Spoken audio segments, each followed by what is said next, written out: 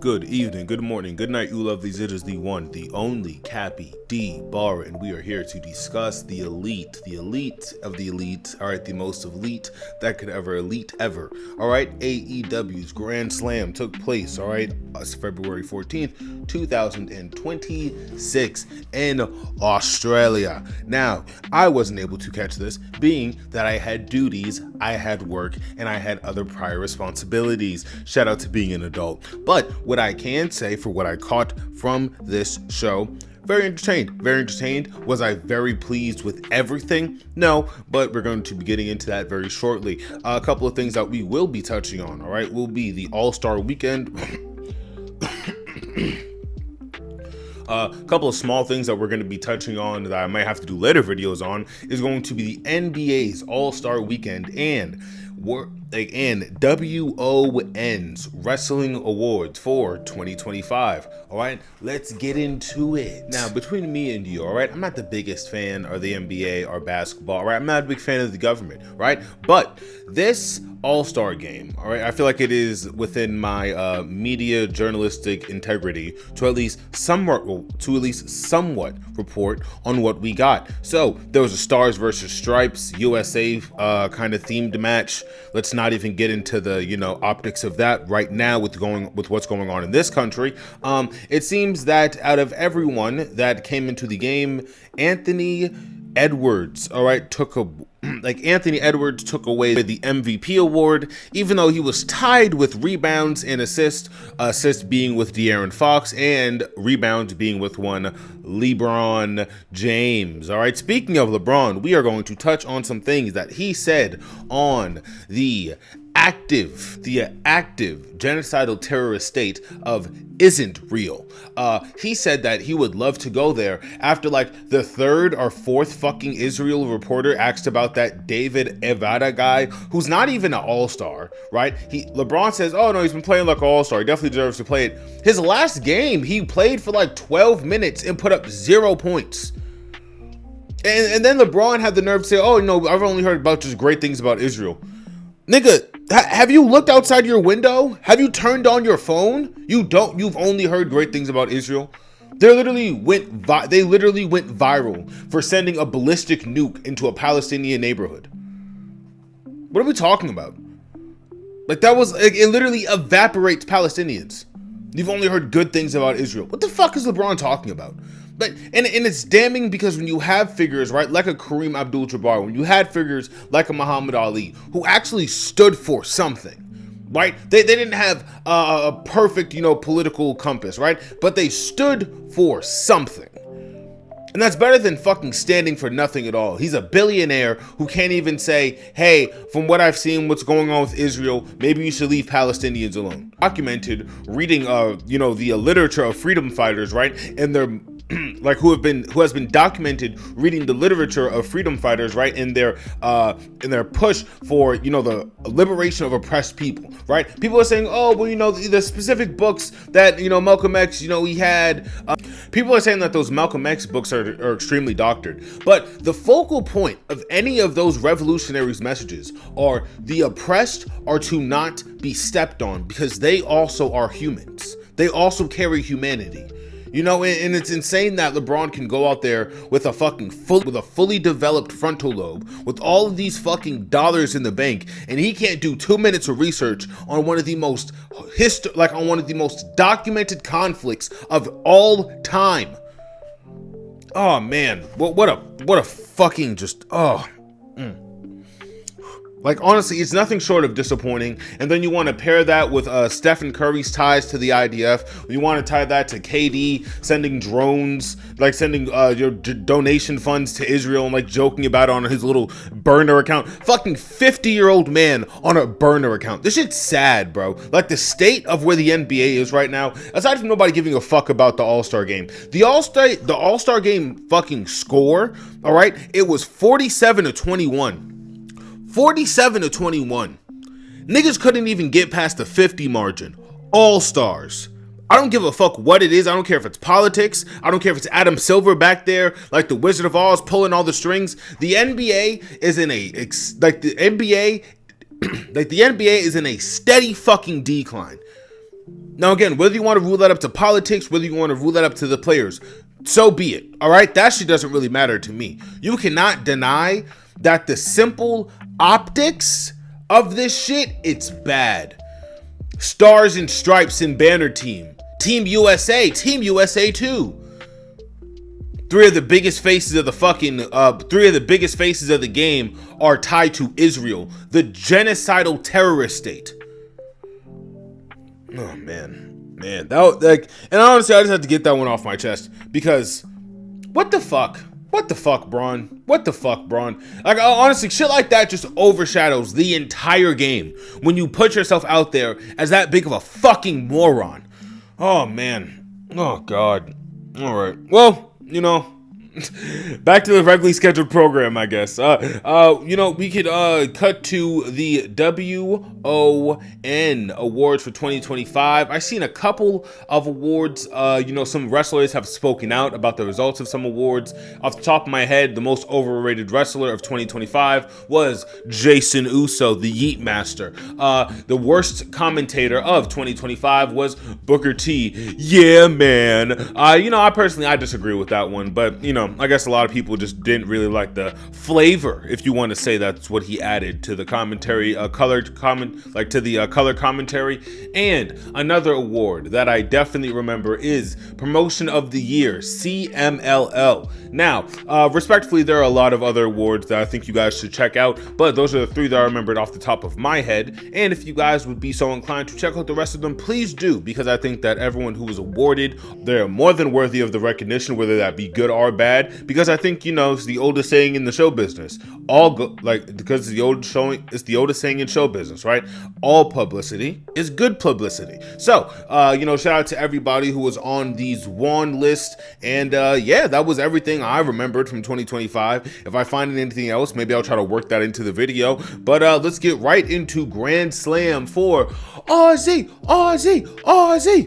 Now, all right, I have some good news and some bad news. The good news is that this is probably one of my more favored TV events from AEW in the past couple of months, wholeheartedly. The bad news is that this took place on a famous holiday that I was spending not only working, but preoccupied with holiday responsibilities. I am doing my own thing. I didn't have the time to catch Grand Slam. Also, because it was in Australia, Aussie, oi. It was like fucking, 8 a.m. when it aired or something like that. It really blew me. It blew me to high heaven. I got on Twitter, and then the next thing I see, the show happened 12 hours ago. 12 hours ago. It's 5 p.m. What do you mean it happened 5 hours? Listen, it really threw me for a loop. What I liked, though, the most part, is the presentation. The presentation was very cool. Australia, it is a great place for them to shoot this. It is a great place for them to shoot these events. Honestly, I think everything really worked out in their favor when it comes to the atmosphere and the vibe, right? The crowd, Australia definitely brought what they needed to. But I mean, even on the commentary, right? Like Daniel Bryanson couldn't be there, being that he's, banned from Australia, forever due to his 30-minute Iron Man match with El Generico in 2006. So it's little stuff. There's nothing to enjoy. No, but seriously, this is a very fine TV event. I mean, we're not going to go into chronological order because I do think that would be a little silly. I'm just going to be honest. I'm just going to kind of go off the hip. This is a really fun TV event, but it's not a pay-per-view, so we're not going to be as deadly serious as we need to be. This was technically so that's neither here nor there. Small things that happened during the dark match segment. We got some intergender graps between Tony Storm and Jon Moxley. That went semi-viral. The street seemed to have liked that a lot. And we also got a really cool team up between MJF, Kyle Fletcher, and I can't remember the face team, honestly. I seen Kyle Fletcher and MJF, and I was like, oh, that seems like very interesting. I would like to see that in the future. That's pretty much everything I got from that dark. That's pretty much everything I got from these dark match segments. Tony Storm, Jon Moxley, they work magic in the ring. I think it's funny every time Jon. I think it's really funny every time John Moxley he hits a move on Tony Storm. He does like the back away like heel thing. It's funny. It's just funny because we all know Mox is a face. But they're still billing him as this like really like dastardly kind of guy. I don't mind it. I don't mind it at all. First match of the night I would like to talk about, all right, is the porno star. Okay, he goes up against the redneck hillbilly and Mark Briscoe. This is a fucking great ladder match for the TNT title. Oh, I also forgot that the TNT title is also now pink, so that's pretty cool, isn't it? Mark Briscoe and Kyle Fletcher have a great fucking ladder match. Maybe one of my maybe one of my more favorite ladder matches of the past couple of years. There's not a bunch of great ladder matches. I think the one that the Street Profits were in was at WrestleMania or SummerSlam a year or two ago. That one was pretty okay. But this one right here with Kyle Fletcher, all right, and Mark Briscoe, it was great. It was great. We get some great table spots as well. I'm just a big fan of that. The blades were amazing. Oh man, the cinematography for this event, not gonna lie, it was pretty good. Now, were there a bunch of cameramen and production in the back every now and again? Yes, but eventually you just kind of have to come to deal with that when you're watching an AEW program. It is what it is. Like, I literally keep seeing the exact same fucking camera guy, and I'm like, nigga, at this point, you might as well be a part of the Don Callis family. Like, at this point, I'm still gonna keep seeing you every week, right? Yeah. But these two have great chemistry. This is obviously their 7th match in between each other, and they really show out. Mark Briscoe hits a Jay Driller on the ladder. We get a brain buster from the ladder, which is fucking insane on Kyle Fletcher's part, by the way. That was insane to hit that. We get a froggy bow on the table, and I think we also get some kind of like power bomb through the table from Mark Briscoe. And we also get some kind of power bomb through the table from Kyle Fletcher from Kyle Fletcher to Briscoe. Cool. Like, from Kyle Fletcher to Briscoe, fly shit. Really fly shit all around. This is a great title defense for Fletcher. And honestly, in a perfect world, he'd be going up against maybe like Wardlow or something like that. You know, like he'd have like a formidable challenge. But right now, he's just kind of just doing his own thing. And I don't know where this is gonna lead. You know, but I mean, who knows? Maybe he'll be going up against Anthony Bowens in the next couple of weeks, right? Because I have a funny way of speaking things into reality in this fucking show. Next match on the card that we will be discussing, all right, will be the Babes of Wrath, all right, versus the Mega Bads. Okay, this is a very fun match. Great showing for not only Willow Nightingale, but Penelope Ford. She has a really crisp moonsault onto the outside area. I thought that was landed very smoothly. We get some really solid wrestling from not only Megan Bayne, but Harley Cameron, a hometown hero. She got the same kind of positive face-like reception that Kyle Fletcher got, and it was just good, man. Good shit all around from this match. I really like their finisher, the backpack senton. It's tough. It's just a very tough finisher, and I'm not gonna lie, everything that we get from Willow Nightingale is a positive. In my eyes, I would love for a Megan Bayne Willow Nightingale solo feud, but hey, maybe that's just me asking for too much. All right, Athena versus Willow Nightingale for a best of 6. Ooh, that just moved me. That moved me. Wow, we need that. I need that. Streets need that now. Wow. Okay, we're gonna get something from Willow soon. But again, good match, great title defense, and Harley Cameron, Megan Bayne, Penelope Ford, all these ladies performed women's wrestling. You know, that's always gonna be a positive for me. All right. We get a very fun hair match that was between Toni Storm, Orange Cassidy, and Marina Shafir, along with Utah Wheeler. All right. Now, as I will be dubbing him, Baldy Wheeler. Yes, he is full baldy. Now, I think that Bald Yuta really might turn into like a demon. Like, if Bald Yuta watches some of those Bald Danielson tapes, Hey, never say never. Never say never, chat.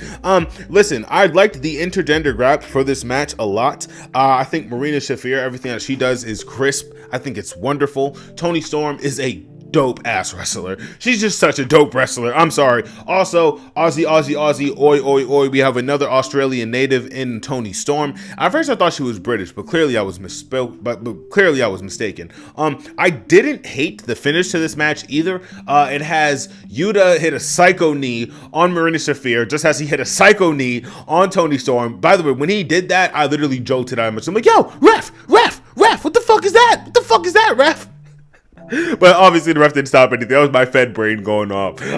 No, but after Yuta hits his finisher on Marina Shafir, Toni Storm hits her finisher. Orange Cassidy hits his finisher. Then Toni Storm hits her finisher again. All right, and this puts away Baldy Wheeler. And as he tries to scurry out, Jon Moxley tells him, hey, a promise is a promise, and you gotta stay true to your word, kid. It's the nature of the business. And he gets his head shaved off in the middle of that fucking ring. And honestly, man, I don't think that we're gonna get a Don Callis breakup, but like Yuta bald, Claudio bald, might be good. I don't know. Listen, all I'm gonna say is that the potential for Yuta to just start knocking niggas' teeth down their throat with a straight up buzz cut, I wouldn't hate it. Hey, chat.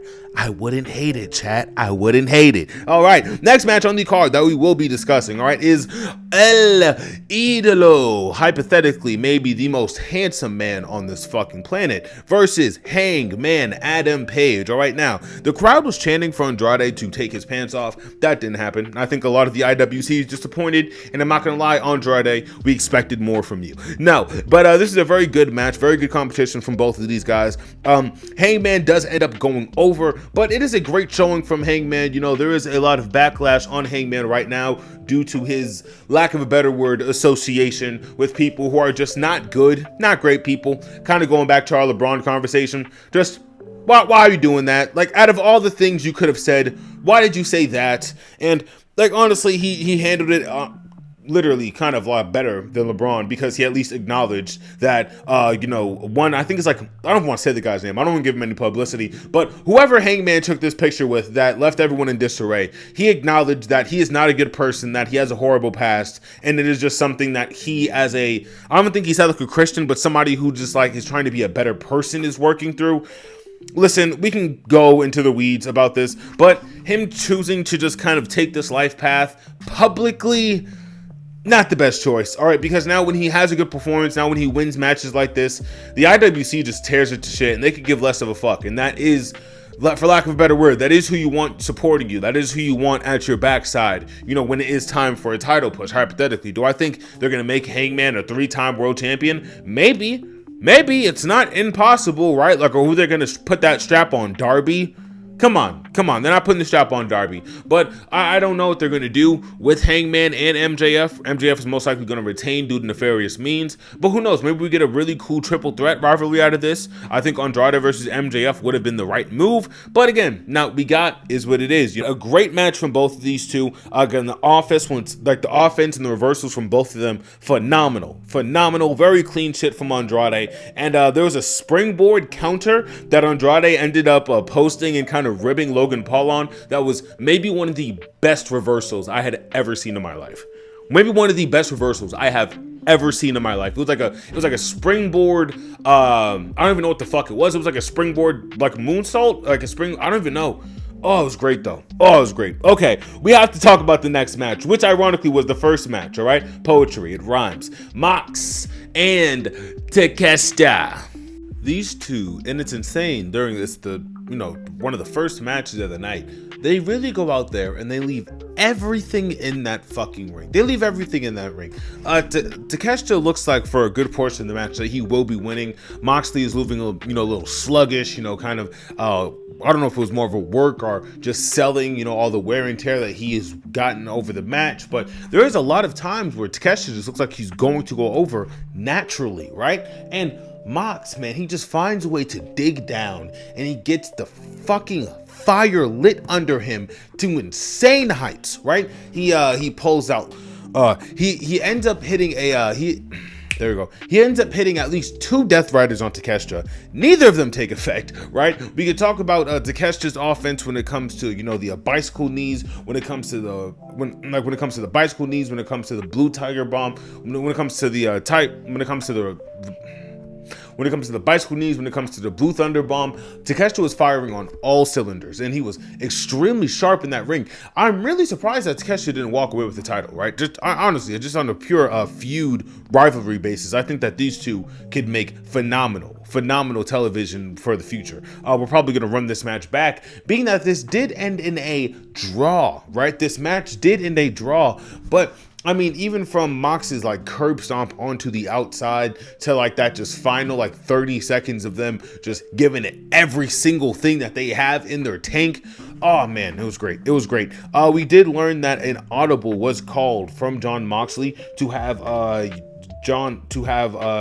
flying hammer or like a burning hammer, whatever that thing's called. And essentially after the crowd was left a little deflated, being that, you know, a draw is never how we really want a match of that caliber to end, Jon Moxley seemingly through the audible gave the crowd something worth waiting for, and it was a great payoff. You know, the crowd was hot the second this match ended, and it was a phenomenal match between these two. Honestly, it was a very good match. When they run this back, I know it was going to be in a you know, category of, you know, rematch city, but I mean, again, Takeshita, Moxley, it's just competent shit from both of these guys, nothing less than impressed. And moving down to our final match of the night, all right, surprisingly, the match that I think, you know, the hot take, I don't think it performed to the likes of Takeshita, but it's a very good match, very sturdy match. It was between MJF, yeah, and Brody King. All right, this is a very cool match. My only gripe with this match is that it took place on the same card